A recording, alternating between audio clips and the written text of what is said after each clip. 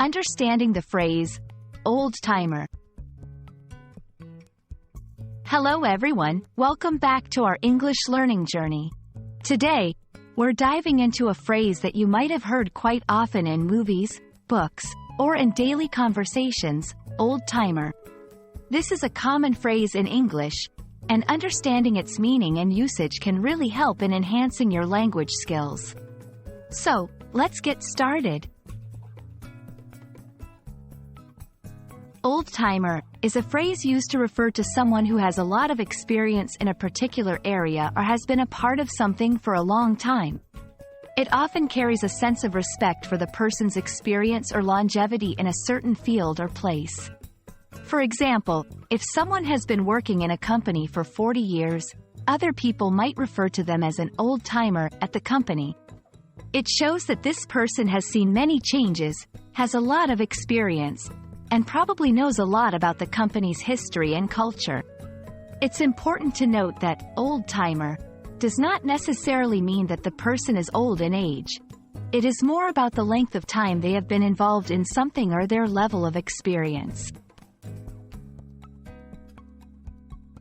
The phrase, old-timer, can be used in both formal and informal settings, but it is more commonly used in a casual or informal manner. Here are a few examples to help you understand how to use old-timer. My grandfather is an old-timer in this town. He knows everyone and everything about this place. She's an old-timer at that job. She's seen many people come and go. When using old-timer, it's important to ensure that the context is clear so that it is understood as a sign of respect and not mistaken for an offensive term. While old-timer is generally seen as a term of respect, it's crucial to be mindful of the context and the relationship you have with the person you are referring to. Some people might be sensitive about their age or their length of time in a position, and they might not appreciate being called an old-timer.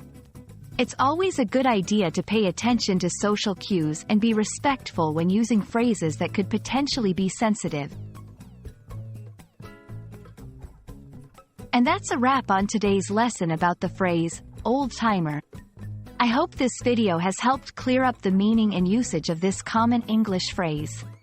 Remember, understanding the nuances of language is a crucial part of becoming fluent and feeling confident in your language skills. Keep practicing, and you'll get there in no time. Thanks for watching, and see you in the next video.